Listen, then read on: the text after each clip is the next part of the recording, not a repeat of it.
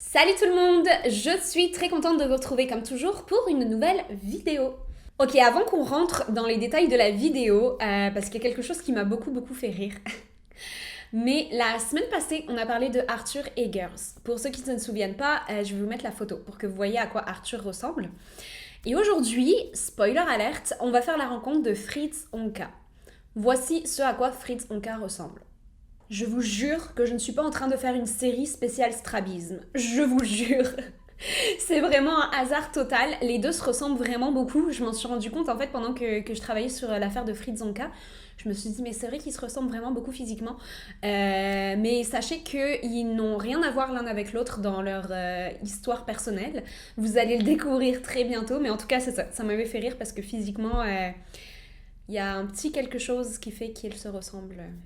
Un petit quelque chose. Enfin, voilà. Bref, je ne vous en dis pas plus. On va rentrer maintenant dans l'histoire du jour. Mais avant ça, comme toujours, je tiens à vous prévenir que si vous avez un petit cœur sensible, vous devriez peut-être vous abstenir de regarder cette vidéo. Mais par contre, si vous avez l'estomac bien accroché, installez-vous bien confortablement car on va commencer.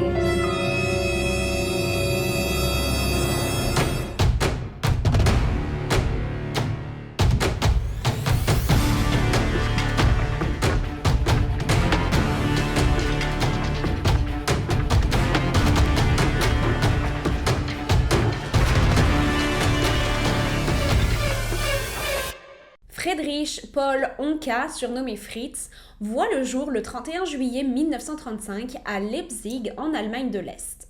Il vient alors au monde au sein d'une famille extrêmement nombreuse. Pour vous dire, ses parents vont avoir 9 enfants en tout, incluant Fritz. La relation entre Fritz et son père n'est clairement pas des meilleures. Son père est un homme très violent, très abusif et surtout alcoolique. Lorsqu'il a bu, il lui est très facile de s'en prendre à Fritz sans la moindre raison. Fritz affirmera même qu'un jour, alors que son père était en train de le battre, comme très souvent, ce dernier était même allé jusqu'à essayer de le tuer. Cependant, en 1946, alors que Fritz n'est âgé que de 11 ans, son père perd la vie au sein d'un centre de concentration où il a été enfermé quelques années auparavant. Entre-temps, 3 des enfants Honka ont malheureusement perdu la vie en très bas âge, ce qui à l'époque n'était pas quelque chose de rare, vu les conditions de vie et surtout le nombre de maladies qui traînaient et le manque de remèdes pour curer ces dernières. La mère de famille se retrouve alors mère célibataire de 6 enfants et a énormément de mal à gérer cela. Elle décide alors d'abandonner tout simplement sa famille en plaçant ses 6 enfants soit dans des orphelinats, soit dans des maisons d'accueil, les séparant les uns des autres. Fritz passe alors une majeure partie de son début d'adolescence entre les murs d'un orphelinat, où il est considéré par les autres enfants ainsi que les dirigeants de l'endroit comme étant un enfant extrêmement solitaire et extrêmement triste. En même temps, vu ce qu'il a vécu dans son enfance, on peut comprendre pourquoi il est triste. Et comme si cela ne suffisait pas, le pauvre garçon a un physique pas très avantageux, on va se le dire. Il a un strabisme très important et aussi extrêmement petit. À l'âge adulte, il n'atteindra pas plus que 1m65, ce qui sera toujours pour lui un énorme complexe. À l'école, vous l'imaginez bien, les enfants de son âge ne se sont pas gênés pour le harceler et l'embêter à cause de son physique peu ordinaire, mais aussi à cause de son côté très renfermé sur lui-même et solitaire. Ceci n'aidera clairement pas Fritz dans le futur et lui créera de nombreux complexes. À l'école, donc, les choses ne se passent pas très bien pour lui, et durant toutes ces années d'éducation, il ne se fera jamais le moindre ami. Pas un seul ami. Une fois sorti de l'école, Fritz décide de commencer à travailler et se trouve un job en tant que maçon. Ça lui plaît énormément, mais malheureusement, au bout de quelques semaines seulement, il est obligé de laisser tomber son poste car il réalise qu'il est extrêmement allergique au ciment. Il se retrouve donc à l'âge de 16 ans sans le moindre travail et avec très peu d'argent en poche, mais décide tout de même de tout plaquer pour quitter l'Allemagne de l'Est et aller s'installer dans l'Ouest, où il travaillera dans une ferme durant quelques mois. Sur place, il rencontre une jeune fille avec qui il aura une relation amoureuse, mais lorsque cette dernière tombe enceinte, Fritz, pris de panique et étant d'après lui beaucoup trop jeune pour devenir père, décide à nouveau de tout plaquer et de s'enfuir. Il fait ses bagages et quitte l'Allemagne de l'Ouest pour cette fois-ci aller s'installer dans une grande ville qui n'est autre que Hambourg. Il se plaît énormément sur place et trouve très rapidement un job en tant qu'agent de sécurité de nuit, ce qui semble très bien lui convenir. Malheureusement, quelques mois plus tard, il sera victime d'un accident de la route très sérieux, lui causant beaucoup de dommages physiques, ce qui va l'empêcher de continuer à travailler. Mais c'est cette même année qu'il va rencontrer une jeune femme pour qui il aura un immense coup de foudre. Et le couple décide très rapidement de se marier et quelques mois plus tard donne naissance à leur premier enfant qui sera un petit garçon. Fritz est âgé de 22 ans à ce moment-là et la relation entre sa femme et lui n'est pas saine du tout. Il est à son tour devenu alcoolique, comme l'était son père dans le passé, et reproduit d'ailleurs les mêmes erreurs que ce dernier en étant à son tour violent envers sa famille. Sa femme est elle aussi alcoolique et se débrouille plutôt bien pour répondre aux agressions de Fritz lors de leurs disputes quotidiennes. L'ambiance à la maison n'est donc pas des meilleures, et 1960 vient marquer la fin de leur union, 3 ans seulement après s'être passé la bague au doigt, le couple divorce. Séparation qui d'ailleurs ne durera pas bien longtemps, car seulement quelques mois après leur divorce, le couple se retrouve et finira même par se remarier. Mais malheureusement, les choses n'ont pas beaucoup changé car les violences continuent et seront même bien plus violentes encore qu'elles ne l'étaient auparavant. Les voisins contactent la police à de nombreuses reprises suite aux hurlements et aux fracas constants derrière les murs de chez les Onca.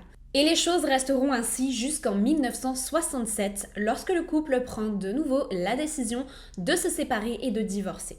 Cette fois-ci, pas de retour en arrière possible pour Fritz. Il est bien décidé d'aller de l'avant et le prouve d'ailleurs en déménageant du quartier de Hambourg où il réside actuellement pour aller s'installer dans un tout autre quartier à l'opposé complètement de là où son ex-femme et leur enfant vivent.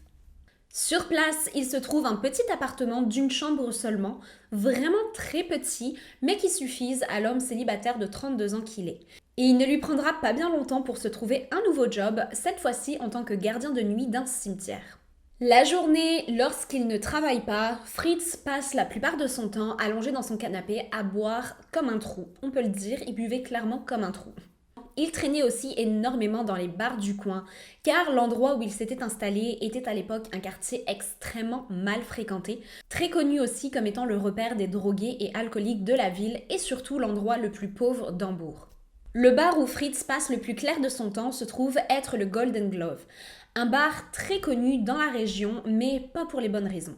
Les alcooliques, criminels, SDF et prostituées du coin s'y retrouvaient tous. L'endroit est très sale, sent extrêmement mauvais et des bagarres y éclatent sans arrêt, au point même que la police patrouillait à l'époque sans arrêt autour du bar, sachant très bien que tôt ou tard, il devrait s'y rendre à cause d'un débordement quelconque.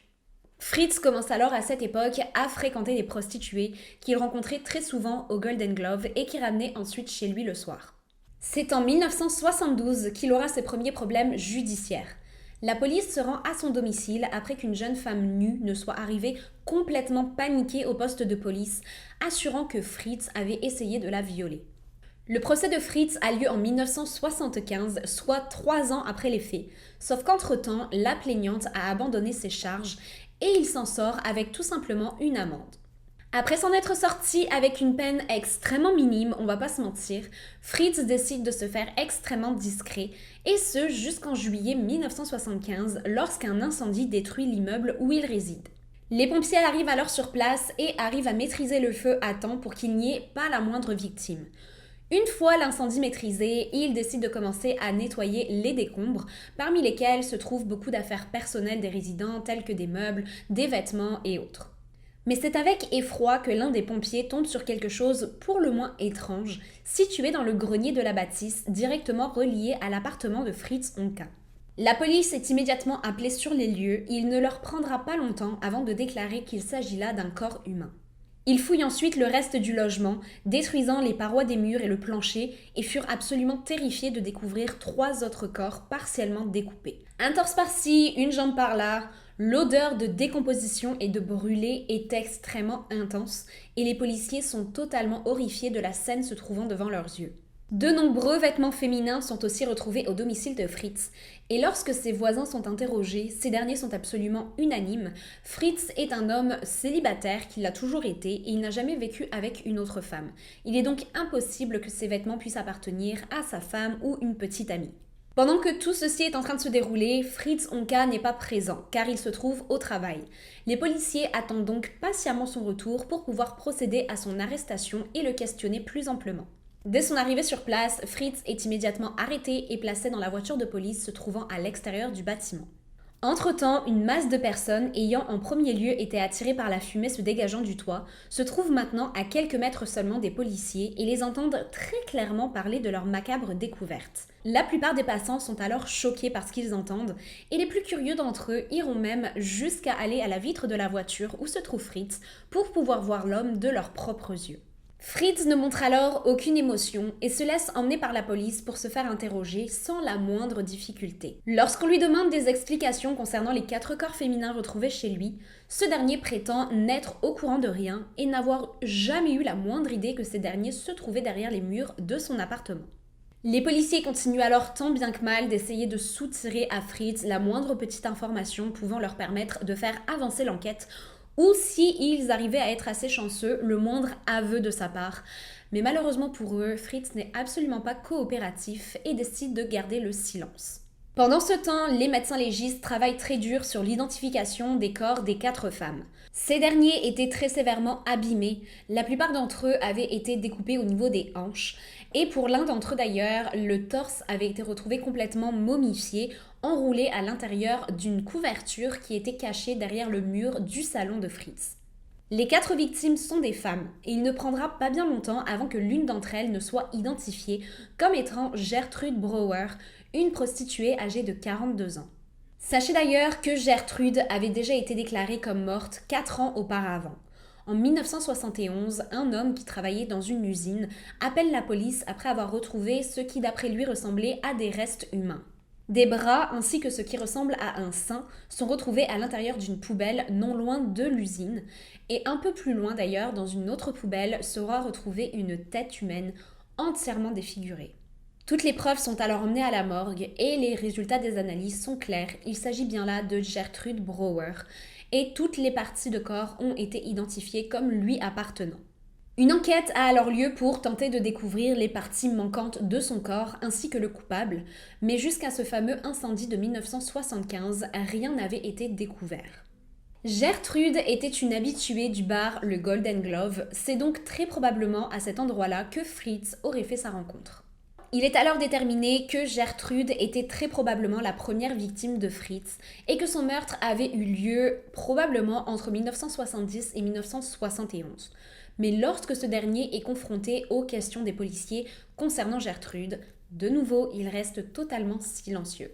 L'un des policiers le questionne alors concernant l'odeur absolument terrible se dégageant de son appartement. Il lui demande si effectivement il n'était pas au courant de la présence de ces corps. Comment cela se fait-il qu'il n'ait jamais remarqué cette odeur insoutenable? Et croyez-le ou non, Fritz va avoir la décence de répliquer que la plupart de ses voisins sont des étrangers et cuisinent des plats parfois très étranges et utilisent notamment beaucoup d'épices. Et ce dernier était persuadé toutes ces années que cette odeur provenait des appartements de ses voisins. Ce qui est très drôle d'ailleurs, c'est que lorsque la fouille de son appartement a eu lieu, les policiers ont retrouvé des espèces de sprays désinfectants et désodorisants absolument partout dans sa maison, comme s'il avait essayé désespérément de masquer les odeurs de mort qui s'en dégageaient. Les policiers n'ont à ce moment-là pas la moindre idée de qui sont les 3 autres victimes, et cela s'annonce plutôt compliqué pour eux de le découvrir. Mais heureusement, lors d'une seconde fouille de l'appartement de Fritz, ils découvrent une énorme pile de pièces d'identité appartenant à un tas de femmes différentes. Il passe alors en revue chacune des pièces d'identité l'une après l'autre, allant d'un quartier de la ville à l'autre pour s'assurer que chacune des détentrices était toujours en vie et qu'il ne s'agissait pas là de l'une des victimes. Et c'est lorsqu'ils arriveront aux alentours de la 9e personne qu'ils réalisent que absolument toutes ces femmes sont des prostituées. Pendant ce temps, une équipe passe en revue toutes les déclarations de disparition de femmes de la région, ayant dans les environs de la quarantaine et ayant disparu depuis approximativement 5 ans ou moins. Mais malheureusement, ni la recherche du côté des cartes d'identité ou du côté des dossiers de disparition ne donneront quoi que ce soit. La dernière option pour les policiers se trouve être les vêtements retrouvés chez Fritz. Ils espèrent donc que ces derniers vont pouvoir leur donner réponse à toutes les questions qu'ils se posent. Et le seul endroit où Fritz se trouvait assez régulièrement se trouve être ce fameux bar, le Golden Glove. Les policiers se dirigent alors directement en direction du bar pour rencontrer le gérant ainsi que le barman et les clients réguliers et en apprendre plus sur les habitudes de Fritz ainsi que ses relations avec les femmes. Et effectivement, le barman leur affirme que Fritz passe une majeure partie de son temps au bar accompagné de prostituées à qui il paye très régulièrement des verres et qui l'emmène très souvent chez lui. Mais en dehors de ça, d'après lui, rien ne sort de l'ordinaire et il n'a jamais eu le moindre comportement étrange. Fritz ne s'est jamais montré agressif ou dangereux et n'a jamais démontré le moindre comportement pouvant leur laisser penser qu'il était un tueur ou quelqu'un de dangereux. Bien au contraire, d'après lui ainsi que d'après tous les clients du bar, il était un homme très timide, très réservé et assez tranquille. Les vêtements des victimes sont alors présentés aux quelques fidèles du bar étant présents ce jour-là, et la plupart d'entre eux sont effectivement capables de relier certains des vêtements et de reconnaître à qui ils pourraient appartenir. Et effectivement, les clients ont bien vu juste, car grâce à leur identification et aux noms ayant été donnés, les identités des 3 femmes ont enfin été découvertes. Il s'agit là de Anna Bushell, âgée de 54 ans, de Frida Roblick, 57 ans, ainsi que Ruth Schultz, 57 ans elle aussi. Les 3 femmes sont des prostituées ayant pour habitude de fréquenter le Golden Glove et ayant été déjà aperçues aux côtés de Fritz. Fritz, qui est jusque-là resté extrêmement silencieux, se voit de nouveau interrogé par les policiers qui aimeraient comprendre les raisons l'ayant poussé à commettre ces crimes absolument atroces. Chose qu'il n'expliquera malheureusement jamais, car il continue de nier les accusations faites contre lui et prétend n'être au courant de rien. Les policiers restent néanmoins persuadés que sa consommation d'alcool excessive est la principale source du problème, car Fritz n'a rien d'un tueur en série organisé ayant prédit ses crimes et même essayé de masquer ses dérapages aussi bien qu'il le pouvait. Et ceci sera d'ailleurs confirmé par des psychologues un petit peu plus tard lorsque ces derniers évalueront la stabilité mentale de Fritz. Il aurait apparemment, et je dis bien apparemment car j'ai retrouvé cette information sur de nombreux sites, mais j'ai pas été capable de confirmer à 100% si elle est réelle ou non. Donc, il aurait apparemment fini par avouer avoir tué de sang-froid ces femmes après que ces dernières ne se soient moquées de son physique peu attrayant et aient refusé de coucher avec lui malgré l'argent qu'il lui proposait. En tout cas, le procès de Fritz Onka a lieu le 20 décembre 1967. Et comme à son habitude, ce dernier se montre extrêmement silencieux et passe le plus clair de son temps à fixer le sol. La seule chose qui ressort réellement du procès se trouve être cette phrase qu'il a prononcée lorsqu'il avouera avoir reçu des messages de la part de Jack l'Éventreur lui demandant de tuer ses femmes. Jack l'Éventreur est à ce moment-là mort depuis approximativement 100 ans. Ce serait donc l'esprit de ce dernier qui aurait contacté Fritz. La sentence tombe à la fin du procès et Fritz se voit chargé de 3 homicides involontaires ainsi que d'un meurtre. Et il reçoit, au lieu d'une peine de prison, 15 ans dans un hôpital psychiatrique. 15 ans seulement pour avoir tué 4 femmes. Ce serait apparemment son enfance très difficile ainsi que le fait que ce dernier avait l'air de réellement n'avoir aucune idée de la raison pour laquelle il a commis ces crimes, qui aurait apparemment attendri le jury, lui permettant de recevoir cette peine relativement faible compte tenu de ses crimes. Et figurez-vous que Fritz Onka est libéré en 1993 de l'hôpital psychiatrique où il se trouve et passe le reste de ses jours sous une nouvelle identité, celle de Peter Jensen.